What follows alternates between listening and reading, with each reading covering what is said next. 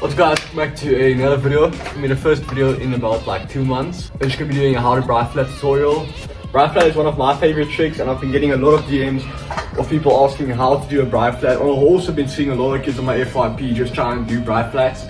So I thought I might as well make an in-depth tutorial. I know when I started to try and learn bri flats, there was no really in-depth tutorials. They all just taught me the same thing, which is just throw the deck and I had to figure the rest out myself. So I thought I might as well make an in-depth tutorial how to bri flat for all the homies that want to learn it. So with that being said, let's get straight into it. I'll teach you guys how to do a bri flat. Step 1 to learning bri flats would be obviously you need to know how to do a bri flip. Preferably you want to be able to do them straight because that's just going to help you know how to throw the bri when you're jumping. Because you already know how to do a straight bri, so it's obviously just going to help you a bit more. Also, if you don't know how to do a straight bri and you only know how to do a bri air, that's also okay. At least you know how to bri. So I would say step 1 is just learn bris in general. Step 2, now you know how to do a bri and you come back and you're like, okay cool, I want to do it flat now. But for foot placement, you want to put your foot more to the back. I personally put it next to my brake. I don't know, depending on how long your deck is. I learned it on a longer deck. Longer decks do make it easier. I learned it on a 540 long Pando. So that's why I learned it. It was a bit longer, so it was easier to flick the deck. Because due to popular belief, a bri flat is actually more on how your foot placement works than the overall flick of the bris. It's a 19.3 long Apex deck, so I put my foot next to the brake like that and just one foot a bit straight so I can get that flick off my back wheel. So now that I understand where your foot placement needs to be on the deck, you're gonna go into how you need to throw the bri to initially get it around. For a bri flat, you need to use more of your back wheel than actually in your arm. So don't try and keep both your wheels flat and then just jump into your bri. That's not going to work.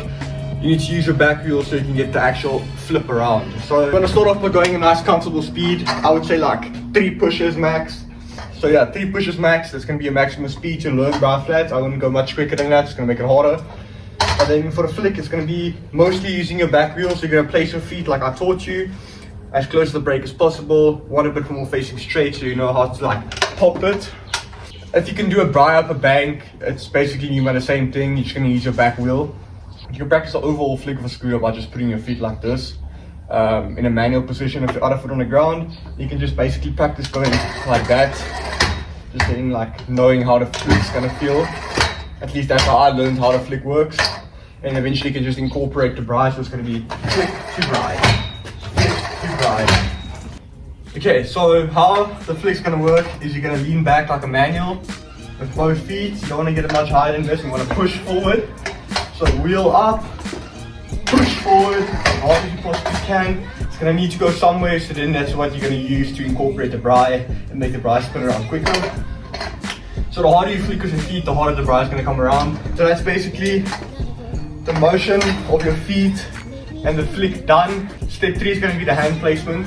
My bars are personally 650 wide, so they're pretty wide. Which I prefer is just to put my hands just next to the grips. So I would say 2 fingers on the grips, like so. And that's where I prefer to put my hands on my bars when I do bri flat. I feel like the most important thing that a lot of people mess up, they try and over exaggerate the bri. What I mean by that is they try and go from here, like over the head, like they're doing in the air. That's not how a bri flat's gonna work. You always need to keep it to the side of you so you can see where it's gonna go, and now you're gonna place your feet. So what I did to learn this motion to keep it to the side of me, I literally stood like this in front of my scooter with both my feet, and I just practiced going and keeping it to the side, because that's exactly how it's gonna work. That's literally everything you're gonna do. You're just gonna be facing a bit more forward when you pop, but everything else is gonna work exactly the same. You already did a bri up a bank. It's basically the same thing, just but the back wheel flick. If you've done it air, then you don't really know how the ball pull down thing works, because you obviously need to pull down way weirder than air. So air you need to go and then pull down. You need to think of this like an early pull down. You need to go pop and pull down like here already. So like flick, pull down as quick as possible, where air you're gonna kind of take your time a bit more. So this is a trick that takes a while to learn. It took me a few months to get down. So don't expect to get this in one day. Eventually guys are definitely gonna get it though. So just keep trying, just keep riding your scooter every day, keep having fun with it, and you'll get it in no time. I'll give you guys a few examples of me doing bri, and then you kind of just know how it looks. And yeah, let's get it.